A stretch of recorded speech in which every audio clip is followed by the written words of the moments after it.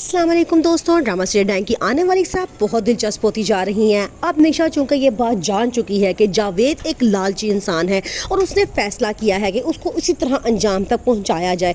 वो जावेद से कहती है कि तुम मेरा साथ दो, मैं तुम्हारे लिए बड़ी फ़ायदेमंद साबित होंगी। आगे से जावेद पहले तो इनकार करता है, फिर उसके बाद मान जाता है। वो उसे अपने साथ मिलाती है और कहती है घर में डकैती करनी है क्योंकि मुझे जवाद शाह की तिजोरी का पास पता चल चुका है। जावेद जो जुए में अपनी तमाम रकम हार चुका होता है, जब इतनी बड़ी ऑफर सुनता है तो वो फौरन ही तैयार हो जाता है।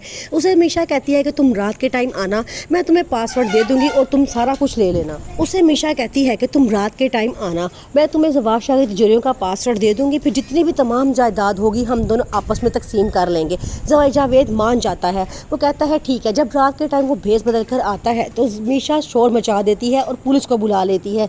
ये बात देख के जावेद बड़ा परेशान हो जाता है, लेकिन उसे समझ ही नहीं आता कि उसके साथ हुआ क्या है। पुलिस जावेद को पकड़ने के लिए आगे आती है तो मीशा फौरन जावेद के मुंह से मास्क उतार देती है। जवाद शाह जब देखता है कि ये जावेद है तो जवाद शाह को बड़ा गुस्सा आता है और कहता है कि तुमने अपने जुए की खातिर मेरे घर में ही डाका डाल लिया। पुलिस जब वापस जाने लगती है तो वो पूछती है कि जावेद इस सारी वारदात में अकेला साबित नहीं हो सकता, मुझे लगता है कोई और भी है जो इसकी मदद कर रहा था।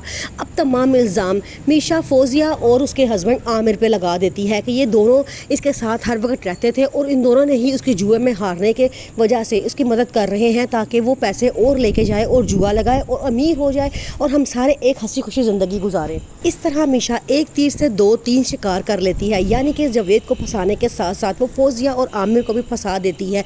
अब पीछे बचती है शब्बाब को तो वहाँ से निकालना कोई मुश्किल काम ही नहीं है, सिर्फ एक हाँ की देर है और शब्बाब को जवाद शाह वहाँ से निकाल कर बाहर कर देगा।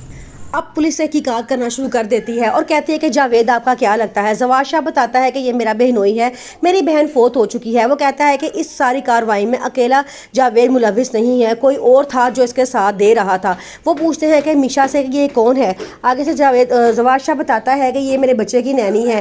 वो कहता है कहीं यही तो आस्तीन का सांप तो नहीं है। दिन ब दिन शबाब जवाद शाह के दिल से उतरती जा रही होती है। वो जवाद शाह से कहती है कि मैं तुम्हारी बीवी हूँ, एक वक्त था मैं यहाँ पे राज करती थी। आगे से जवाद शाह कहता है कि ये मकाम तुमने खुद खोया है, अगर तुम कुछ हरकतें ना करती तो तुम हमेशा मेरी प्यारी बीवी ही बनकर रहती। फिर वो कहता है कि हुनैन मैं चाहता हूँ कि तुम्हारे पास ना रहे।